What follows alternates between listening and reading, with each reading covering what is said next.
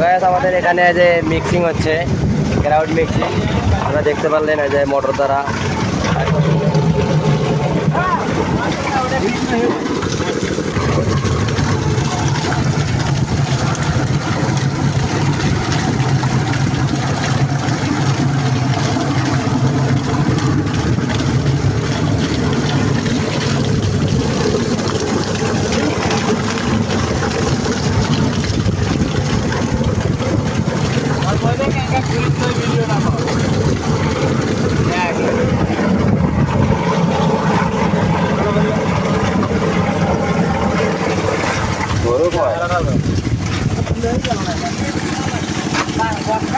ওই যে হারুন ভাই আমাদের যে কেমিক্যাল আছে মিক্সিং এটাকে হার্ড করার জন্য সেটা দিচ্ছে, দেখতে পাচ্ছেন।